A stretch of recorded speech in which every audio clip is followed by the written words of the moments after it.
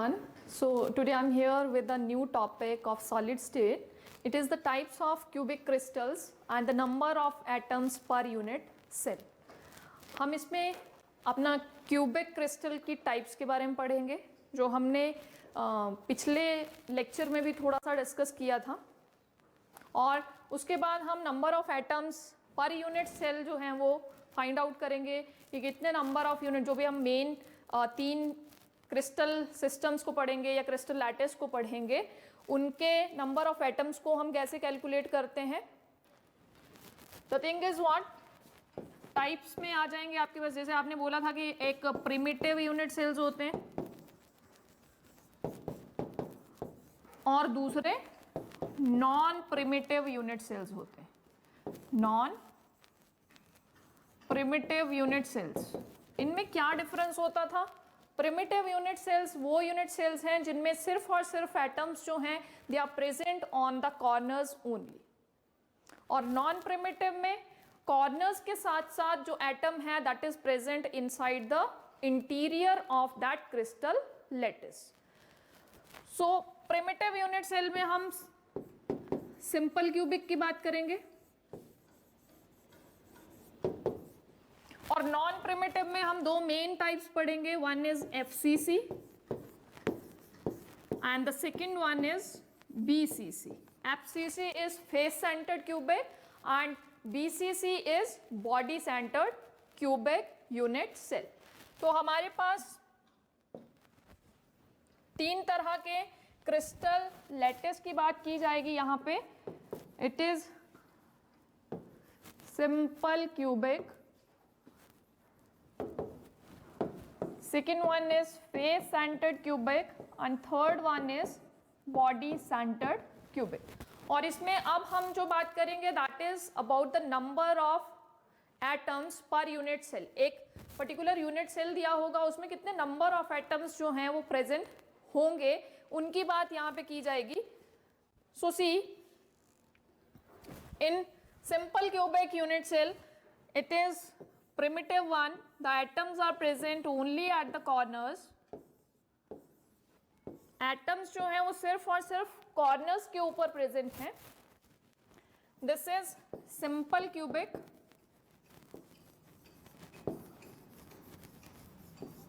Unit cell. The second one is it is face centred की बात कर लेते हैं. Face centred cubic in which the atoms are present on the corners as well as on the faces. faces कितने हैं? 1 2 3 4 5 आगे वाला और ये पीछे वाला 6. तो ये आपके पास फेस सेंटर्ड क्यूबिक में इस तरह से एटम्स जो हैं वो अरेंज्ड होते हैं. इस तरह से एटम्स जो हैं वो फिक्स हैं, फेसेस के ऊपर भी हैं, आपके कॉर्नर्स पे तो होंगे ही होंगे.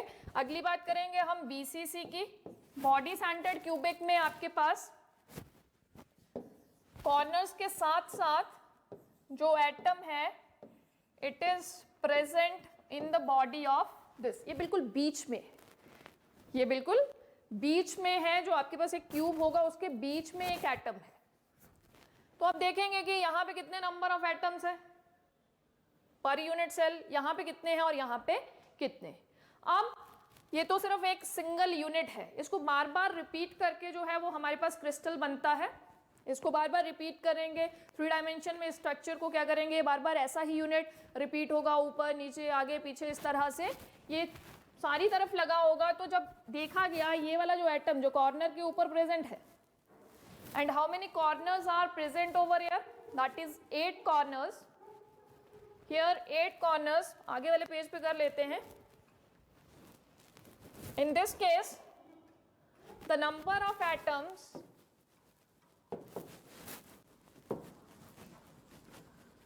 per unit cell for simple cubic. फिर से बना लेते हैं एक बार.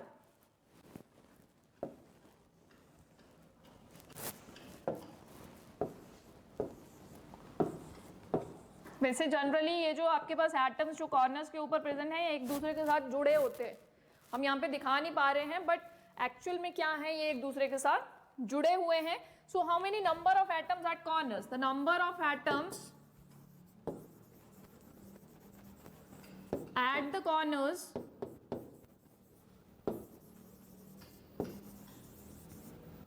that is equal to 8। और हर एक जो एटम, जब इसको रिपीट किया जाएगा, इधर भी लगेगा एक इसी तरह का यूनिट सेल, इसी तरह से नीचे भी लगेगा, आगे भी लगेगा, ऊपर भी लगेगा, उस साइड भी लगेगा, पीछे भी लगेगा।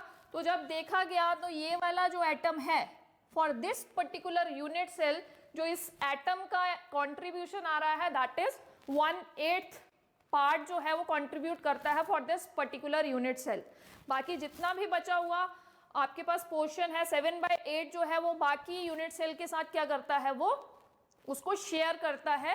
So the contribution of this one atom which is present at the corner is 1/8। हर एक एटम जो है which is present at the corner, atom contribution is what? That is 1/8 part of it is contributed for this particular unit cell। तो number of atoms हमारे पास 8 है। हर एक atom जो है वो कितना कंट्रीब्यूशन दे रहा है? It is 1/8। So the total number of atoms present in this unit cell, total number of atoms in simple cubic is equal to 1/8 into 8, it comes out to be 1 atom। total number of atoms इस unit cell में कितने आ जाते हैं? only 1, right? the next one is face centered cubic। पीछे देख लें face centered cubic कैसे बना हुआ है। face centered cubic में आप देख रहे हैं कि एटम्स, 8 एटम्स जो हैं 8 कॉर्नर्स के ऊपर प्रेजेंट है। उसके साथ साथ आपके पास जो एटम्स हैं that is present on the faces. और कितने फेस यहाँ पे आपके पास है? 1 2 3 4 5 एंड 6। जैसे आपका रूम है, नीचे वाला सरफेस, उसके अपोजिट 2 हो गए, साइड वाली वॉल, इस तरफ वाली वॉल 4 हो गए, आगे वाली वॉल और पीछे वाली वॉल आपके पास 6 फेसेस हो गए हैं। तो यहाँ पे अगर फेसेस के ऊपर एटम प्रेजेंट है, इसकी बात तो हमने कर ली पीछे वाले में कि जो एटम आपके पास कॉर्नर्स के ऊपर प्रेजेंट है वो 1/8 कंट्रीब्यूशन दे रहे हैं for one particular unit cell. But जो नंबर ऑफ एटम्स आपके पास फेसेस के ऊपर प्रेजेंट है वो कितना इस पर्टिकुलर यूनिट सेल के लिए कंट्रीब्यूशन दे रहे हैं? That is 1/2। क्योंकि अगर इसके नीचे भी ऐसा ही यूनिट सेल लगा हो तो ये एटम है, सफियर की तरह है, ये एटम है, यहां पे रखा हुआ है आपने एक फेस के ऊपर इस तरह से, और नीचे दूसरा यूनिट सेल लग गया तो आधा जो है वो ऊपर रह जाएगा, आधा जो है वो उसके साथ क्या कर लेगा? शेयर कर लेगा। तो अगर एटम्स फेसेस के ऊपर प्रेजेंट हैं तो उनका कंट्रीब्यूशन कितना होता है? दैट इज 1/2, मतलब हाफ कंट्रीब्यूशन देता है वो अपना एक किसी पर्टिकुलर यूनिट सेल के लिए। So how to calculate the number of atoms? The number of atoms present at the corners वो कितने हैं, और the number of atoms present on the faces वो कितने हैं, उनका टोटल कर देंगे यहाँ पे। Then you will get the number of atoms for FCC। इस पर्टिकुलर यूनिट सेल के लिए आपके पास क्या आ जाएंगे कि कितने नंबर ऑफ एटम्स जो हैं इस पर्टिकुलर यूनिट सेल के पास होते। सो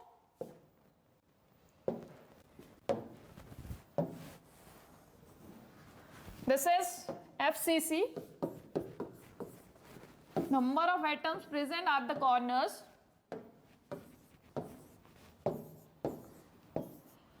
with the atoms on the faces। आप कहेंगे कि कॉर्नर्स पे जो एटम्स हैं, the number of atoms present at the corners, उनका contribution, atoms at the corners 8 atom है और हर एक एटम कितना कंट्रीब्यूशन दे रहा है? 1/8 पार्ट कंट्रीब्यूट कर रहा है for this particular unit cell, it is 1। And the number of atoms at the faces that is 6, the number of atoms present at the faces that is 6 faces है, और the contribution of those, उनका कितना contribution है, they contribute half of it. So the total number of atoms which are present at the faces, it is 1/2 into 6 comes out to be 3. तो 3 atoms faces के ऊपर आ गए calculate करके, और 1 atom जो है वो कॉर्नर्स पे है, तो total number of atoms, the total number of atoms for FCC it is 1 plus 3, that is 4 atom per unit cell. इस चीज के बारे में आपको पता होना चाहिए, क्योंकि जब हम अपने न्यूमेरिकल्स करते हैं तो वहां पे आपको ये चीज यूज होती है कि अगर सिंपल क्यूबिक दिया है तो number of atoms in that simple cubic cell is what, that is 1 only. FCC के लिए 4 आता है, और आगे देखेंगे for the body centred cubic कि कितने नंबर ऑफ एटम्स जो हैं वो एक पर्टिकुलर यूनिट सेल जो है वो कंट्रीब्यूट करता है इफ इट इज BCC. अगर ये BCC है तो कितने कंट्रीब्यूशन इसका होता है वो अब हम देखेंगे.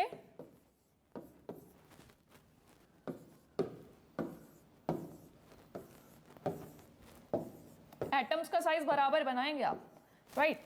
तो बॉडी सेंटर्ड में कुछ इस तरीके से होता है कि corners with 1 atom in the body of the cube.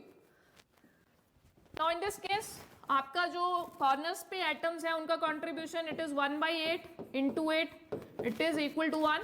और ये जो बीच में आपके पास क्यूब के अंदर जो एटम है वो पूरा का पूरा इसी यूनिट सेल के लिए कंट्रीब्यूशन दे रहा है, वो किसी के साथ शेयर नहीं हुआ है. जैसा हमने पीछे बोला कि जो आपके पास अगर एटम्स फेसेस के ऊपर प्रेजेंट हो तो वो दूसरे के साथ शेयर हो जाते हैं अगर साथ में यूनिट सेल और है, और होगा. हम तो सिंपल पर्टिकुलरली एक यूनिट सेल ले रहे हैं, बट क्रिस्टल जो है वो एक यूनिट सेल से नहीं बनता है. It is the repetition of unit cells. बार बार वही जो यूनिट सेल है रिपीट होके आपके पास क्या बनाएगा, क्रिस्टल लेटिस बनाएगा. तो in this case the number of atoms which are present at the corner, उनका कंट्रीब्यूशन एक एटम का आ जाता है. Atoms at the corner it is 1, and the atom which is present inside the body, it is completely 1. In the body of cube, the contribution of atom which is present in the body of the cube is 1. So the total number of atoms per unit cell of this body centered cube is 1. ये और ये दोनों का सम comes out to be 2 atoms. तो simple cubic के लिए एक atom, body centred के लिए 2 एटम्स कंट्रीब्यूशन है, और फेस सेंटर्ड के लिए आपके पास कितने एटम्स जो हैं पर यूनिट सेल कंट्रीब्यूट कर रहे हैं, that is 4. The next one is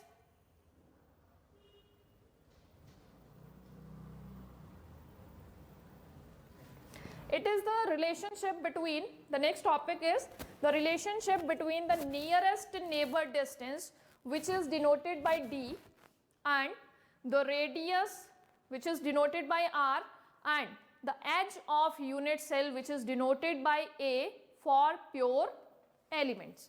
अब हम यहाँ पे कुछ रिलेशनशिप फाइंड आउट करेंगे. ये जो तीनों आपके पास टर्म्स दे रखी हैं कि जो नियरेस्ट नेबर डिस्टेंस है which is denoted bye D, radius denoted by R, और जो एज लेंथ है सेल की दैट इज A, उन तीनों के बीच में क्या रिलेशनशिप है, राइट. तो यहाँ से भी आपको वो फॉर्मूलाज याद करने पड़ते हैं, और उसके बाद वो फॉर्मूलाज यूज होते हैं आपके किसमें, that is in the numericals. So यहाँ पे आपके पास सिंपल क्यूबिक सेल है, और आपके पास जो एटम्स हैं वो सिर्फ और सिर्फ कहाँ पे प्रेजेंट हैं, कॉर्नर्स पे प्रेजेंट है. हम कहते हैं कि हमारे पास जो एटम्स हैं जो कॉर्नर्स के ऊपर प्रेजेंट है उसमें से पर्टिकुलर किसी एक एटम बराबर साइज के होंगे, ये एटम्स जो हैं आपके पास बराबर साइज के होंगे, और उन एटम का जो रेडियस होगा that is denoted by r. आपके पास let the radius of atom is equal to r, centimetre बोल लीजिए। आपने क्या मान लीजिए, एक एटम का जो रेडियस है दैट इज आर। अब मैंने आपको पहले भी बताया कि हमने तो ऐसे शो किए हैं, बट जनरली कैसे होते हैं, एटम्स इस तरह से प्रेजेंट हैं, आपस में जुड़े हुए हैं। सामने से आपको ये वाला व्यू दिखेगा, दिस वन, इस तरह से। यहां पे जो नियरेस्ट आपके पास एटम्स है, ये वाला डिस्टेंस भी बराबर ही होता है, देखने में लग रहा है हमें छोटा, बट ये क्यूब की हम बात कर रहे हैं, तो क्यूब में क्या है, लेंथ, ब्रेड्थ और हाइट जो है वो क्या होती है, बराबर होती हैं। तीनों डायमेंशंस जो होते हैं वो बराबर होते हैं, तो ये भी बराबर है। यहां से इसका डिस्टेंस भी बराबर होगा, यहां से इसका डिस्टेंस भी बराबर होगा, इसका इसके साथ डिस्टेंस भी क्या होगा, बराबर होगा। तो कह रहा है कि एक एटम आपके पास जो प्रेजेंट है उसका जो नेबर है, हमने देखना है उनके बीच में कितना डिस्टेंस। तो ये जो आपने क्यूब लिया है, let its edge length be a, length भी बराबर ही होगी, हाइट ब्रेड जो भी है आपके पास वो सारा का सारा आप ए से डिनोट कर सकते हैं, क्योंकि हमने पिछले लेक्चर में एक चीज की थी कि हमारे पास क्यूबिक के लिए जो पैरामीटर्स आते थे उसमें ए, बी और सी जो था वो क्या था, बराबर था। उनको हमने क्या मान लिया, ए ही मान लिया। और उस केस में हमारे पास जो एंगल्स थे अल्फा, बीटा और गामा, वो भी क्या थे आपके पास, बराबर थे, and that is equal to 90 degree. ये क्यूब में सारे के सारे पैरामीटर्स आपस में क्या थे, बराबर थे। तो इन दिस केस जो आपके पास एज लेंथ है वो क्या है, ए के बराबर मान लिया आपने, edge length is a, right. And one more thing that is nearest neighbour distance, इसका और इसके बीच में डिस्टेंस, हम इसको नाम दे देते हैं, it is A, B, C, D, E, F, G और एच। ए और बी के बीच में जो डिस्टेंस है that is equal to d, A B का जो डिस्टेंस है that is equal to d. A B d के बराबर भी है, ए बी ए के बराबर भी है। अब इन टर्म्स ऑफ रेडियस की हम अगर बात करें तो यहां से वो एक्चुअल व्यू जो है वो इस तरीके का है, ये एक एटम है इसका रेडियस आर, ये दूसरा एटम है इसका रेडियस आर, तो ये चीज जो है दैट इज इक्वल टू ए और डी। सो फ्रॉम हियर हमारे पास एक रिलेशनशिप आ जाएगा कि ये ए जो है वो किसके बराबर, r plus r, that is equal to 2r। this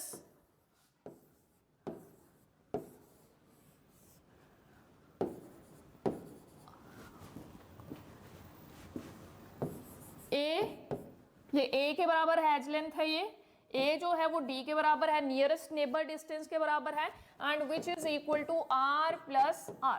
तीनों के बीच में हमारे पास एक रिलेशनशिप आ गया है कि a is equal to d which is equal to 2r। So this is the relationship between those three quantities, that is edge length, nearest neighbor distance and r. So from here हम ऐसा लिख सकते हैं a is equal to 2r और r is equal to a by 2। तो ये वाला formula जो है वो आपको पता होना चाहिए, या फिर d is equal to 2r और r is equal to d by 2, जिसका हम न्यूमेरिकल्स में क्या करेंगे, यूज करेंगे कि जो आपके पास एज लेंथ है वो डबल है to the radius of atom, या रेडियस जो है that is half of the edge length. So this is the relationship between these three things. The next is for body centred cubic. हमारे पास body centred cubic है। Body centred cubic में अब हम क्या देखेंगे, क्या देख रहे हैं कि हमारे पास एटम्स यहाँ तो प्रेजेंट है, एक बीच में भी आ गया, तो अगर डिस्टेंस देखा गया इसका इसका इसका इसका, तो ये जो है this is the nearest neighbour. अब हमें ये फाइंड आउट करना है इनके बीच में डिस्टेंस, ऐसा। पर ये कैसे हम फाइंड आउट करें, यहाँ पे तो हमारे पास कोई ट्रायंगल वगैरह कुछ नहीं बन रहा है। तो उससे पहले हम क्या करेंगे कि इसको नाम दे देते हैं, it is A B C D E F G और एच। हमने इस क्यूब को क्या कर दिया है, नाम दे दिया है, और ये क्या है, this is body centred cubic, जिसमें एटम्स जो है एक बॉडी के अंदर प्रेजेंट है। सो फर्स्ट ऑफ ऑल मुझे चाहिए, ये चीज चाहिए, ए और एच चाहिए, ए एच मुझे फाइंड आउट करना है। सो पिछले वाले की तरह कि भाई आपके पास एटम का जो रेडियस है that is r, edge length is a and nearest neighbour distance is d, nearest neighbour distance is d, right. So इसको फाइंड आउट करने के लिए मुझे यहाँ पे एक और ट्रायंगल बनानी पड़ेगी जहां से मुझे ए सी मिलेगा, और ए सी क्योंकि ऐसे ट्रायंगल बनेगी आपके पास, फिर इसमें से फाइंड आउट कर सकते हैं आप ए एच को। So from the triangle, from, पहला काम मेरा क्या है, फाइंड आउट करना ए सी को from triangle A B C, from triangle A B C it is A C square is equal to hypotenuse, इनका सम, इनके स्क्वायर का sum is equal to A B square plus B C square. B C क्या है, B C भी A के बराबर है, it is also an edge length, it is also an edge length.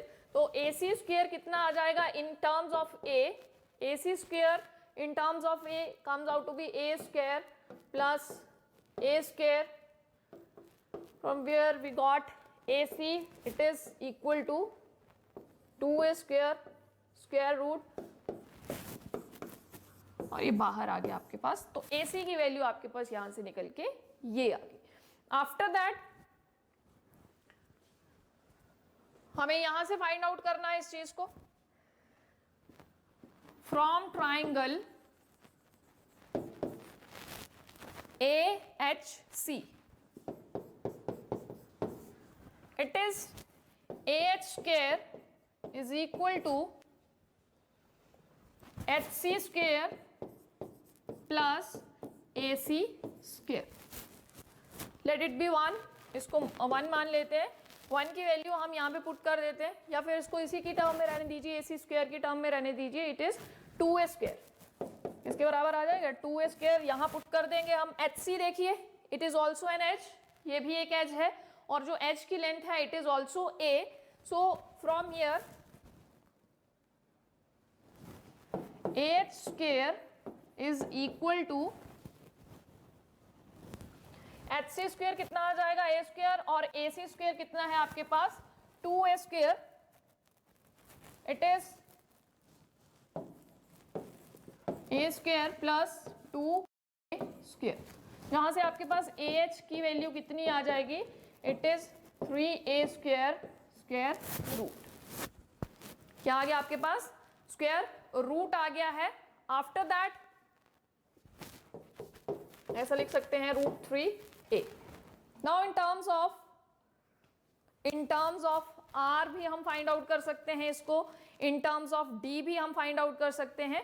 तो फ्रॉम हियर आपके पास जो d आ जाएगा, हमने एक रिलेशनशिप ऐसा भी देखा कि d जो होता है that is equal to r/2, d is equal to r/2, and this AH जो आपके पास पीछे AH था, ये देखिए दिस AH इज व्हाट, अगर r की टर्म में देखें तो एक r ये है, this is 2r and this is what, this is r also. अगर मैं AH फाइंड आउट करना चाहूं इन टर्म्स ऑफ r, तो AH कैसे है,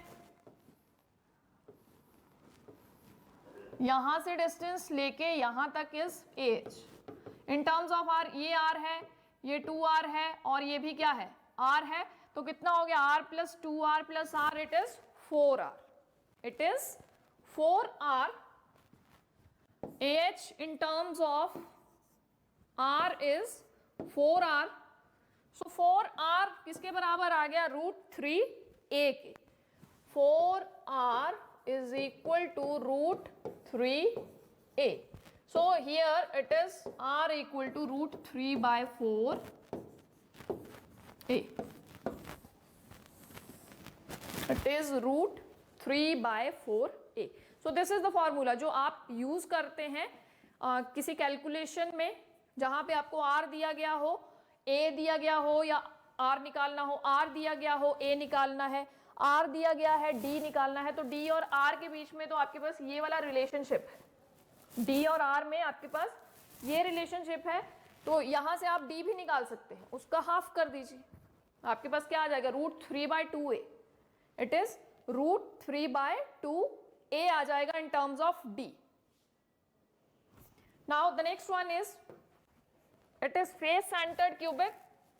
फेस सेंटर्ड हमने पहले भी डिस्कस किया कि क्या है, आपके पास 6 के 6 फेसेस के ऊपर क्या है, 6 के 6 फेसेस के ऊपर क्या होंगे, एटम्स प्रेजेंट होंगे और कॉर्नर्स पे तो हैं ही, तो इसको पहले हम नाम दे लेते हैं, it is A, B, C, D, E, F, G और H. तो नियरेस्ट नेबर अगर आप देख रहे हैं तो ये सारे डिस्टेंस एक ही जैसा है, ये बराबर है, तो यहां से यहां इसको हमने कंसीडर करना है, ये नियरेस्ट है आपके पास एटम्स, जिनमें हर एक एटम का जो रेडियस है दैट इज R, इसका R, ये तो पूरा कंप्लीट हो गया, मतलब R इसका अगर रेडियस है तो इट इज 2R, और ये भी क्या हो गया, R हो गया, तो C फ्रॉम ईयर ट्राइंगल क्या बन रही है आपके पास, ट्राइंगल इज B, जिसमें ये वाली चीज जो है वो कंसीडर हो जाए, that is B, C and D.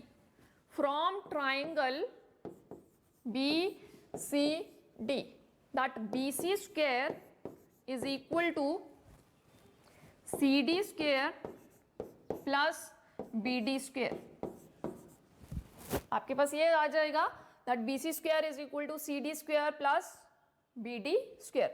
वो सेम ही आप लेके चलेंगे कि एटम का जो रेडियस है दैट इज R, एटम की जो आपके पास क्यूब की जो एज लेंथ है दैट इज A, और जो नियरेस्ट नेबर डिस्टेंस है that is D. So BC square कितना आपके पास आ जाएगा, it is equal to CD, क्या है आपके पास एज है A स्क्वायर, प्लस ये भी आपके पास एज है, इसकी लेंथ हमने क्या मानी है that is A also, it is A square, तो BC square comes out to be 2A square, and you have to calculate BC, which is equal to √2A. It is √2A. Now in terms of R अगर हम BC निकालना चाहें, in terms of R हमारे पास क्या आ जाएगा, this is R, this is 2R and this is R. तो BC हमारे पास आ गया है 4R, यहाँ पे पुट कर दीजिए, 4R is equal to √2A, R is equal to √2/4A. यहां से आपके पास ये चीज आ जाएगी, दैट इज √2/4A. और अगर आप इसको सॉल्व करना चाहें, again you can multiply it with √2, ऊपर आप रूट खत्म करना चाहें तो आपके पास क्या आ जाएगा, इट इज हमारे पास ये टर्म आई √2/4, इसको भी √2 से मल्टीप्लाई कर दो, इसको भी √2 से मल्टीप्लाई कर दो, कितना आ जाएगा 2/4 √2A, A नहीं लिखा मैंने यहाँ पे, A/2 √2 comes out to be A/2 √2. तो R is equal to A/2 √2. यहां से आप क्या कर सकते हैं, न्यूमेरिकल्स में इसका यूज कर सकते हैं, अगर पूछा है इससे रिलेटेड न्यूमेरिकल तो आप ये वाला फॉर्मूला याद रखेंगे. इन केस ऑफ जो आपके पास बॉडी सेंटर्ड क्यूबिक था उसमें आपके पास कितना आया √3/4A, और जो आपके पास सिंपल क्यूबिक था that is A/2, the relationship of R with A.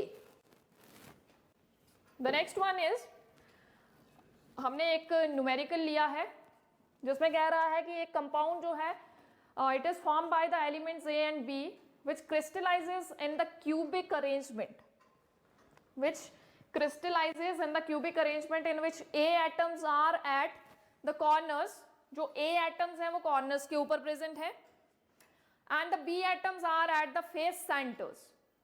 B जो है वो face centers के ऊपर present है. So what should be the formula of this compound? Now we know that कि अगर A आपके पास कॉर्नर्स के ऊपर प्रेजेंट है, ओनली एट द कॉर्नर्स, तो उसका जो आपके पास कंट्रीब्यूशन आता है that is 1 atom is contributing. if the atom is present at the corners only, it contribute to that particular unit cell by one atom, and if it is present on the faces, तो कितने आपके पास face थे, that is 6 faces are there, और हर एक atom जो है वो कितना कंट्रीब्यूट कर रहा था, that is 1/2. तो इसका जो फॉर्मूला आपके पास बन जाएगा वो क्या बनेगा, ये देखिए, A atom is present at corner, we know 8 atoms are there, each atom is contributing its 1/8 part, so A जो है वो कितना आ जाएगा, A is only 1 atom. हमने फॉर्मूला बनाना है और B की बात कर रहा है कि B is present at corners. How many, sorry, not on corners, it is on faces. 6 faces are there and each atom which is present at face is contributing 1/2. So आपके पास कितने एटम्स आ जाएंगे B के, that is 3. इन दोनों को मिला के जो आपके पास फॉर्मूला बन जाएगा कंपाउंड का, इट इज AB3. इस तरह से आप इस तरह के न्यूमेरिकल्स जो हैं उनको कर सकते हैं. किसी कंपाउंड का जो फॉर्मूला है वो इस तरह से फाइंड आउट कर सकते हैं. अगर आपको ये बताया गया है कि वो कहाँ पे प्रेजेंट है, कॉर्नर्स पे हैं, एजेस पे हैं, या फिर आपके पास बॉडी के अंदर है, तो इस तरह से आप, इस तरीके से आप क्या करेंगे, उसको फाइंड आउट करेंगे. The next one is, it is also numerical. आपको क्या कह रहा है कि सोडियम जो है it is crystallises in BCC, body centred cubic unit cell है जो सोडियम ने बनाया है.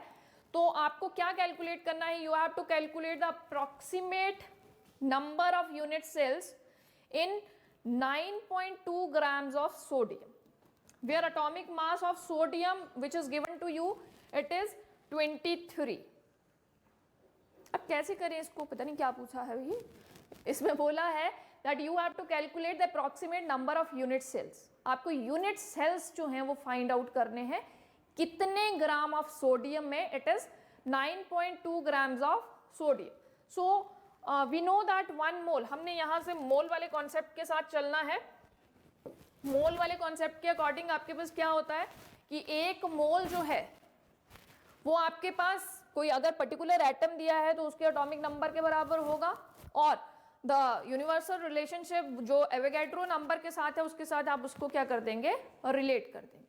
तो 1 मोल जो है आपके पास सोडियम का, it is equal to 23 grams, and it contains how many number of atoms? 1 mole. Solution देखिए इसका कैसे करेंगे इसको. 1 mole of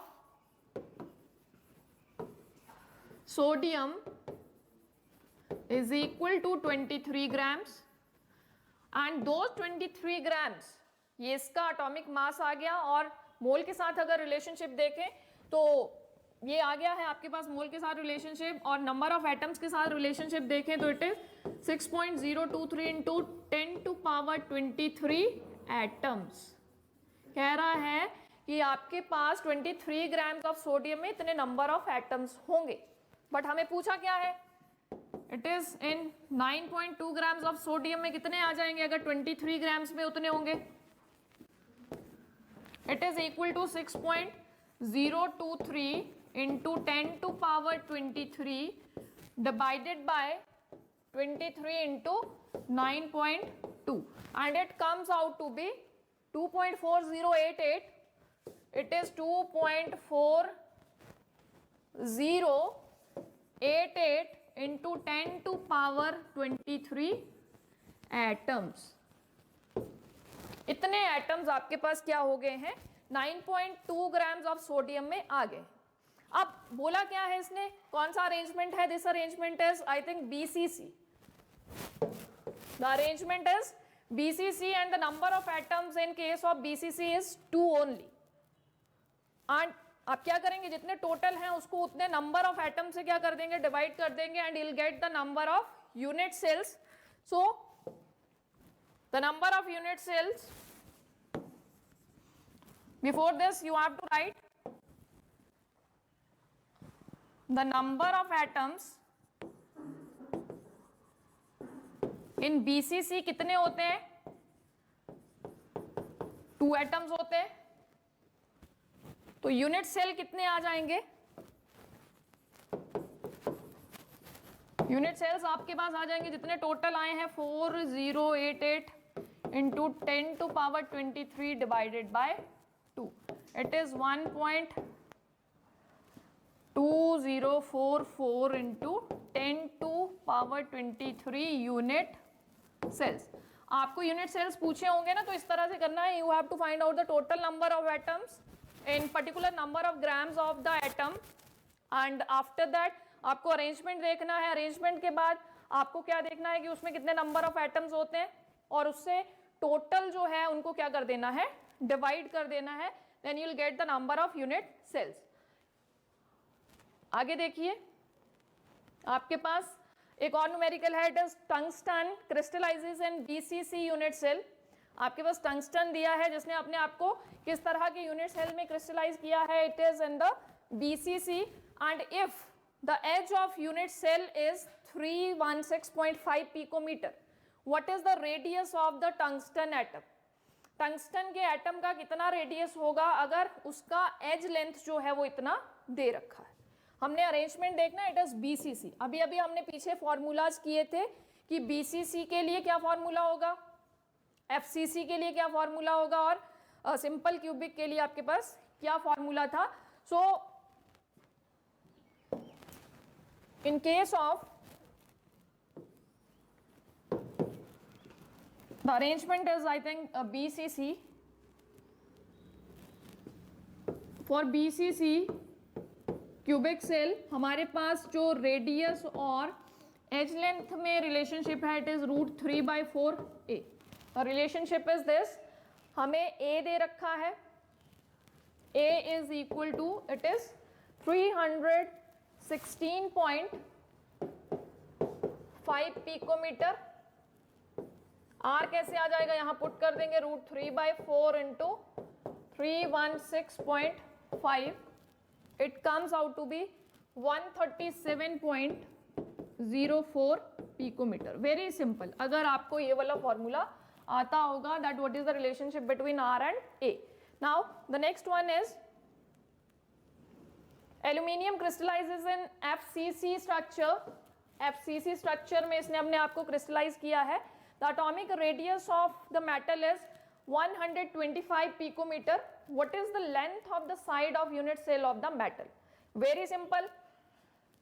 In this case आपके पास FCC arrangement है। FCC के लिए जो आपके पास फॉर्मूला है, it is a/2√2.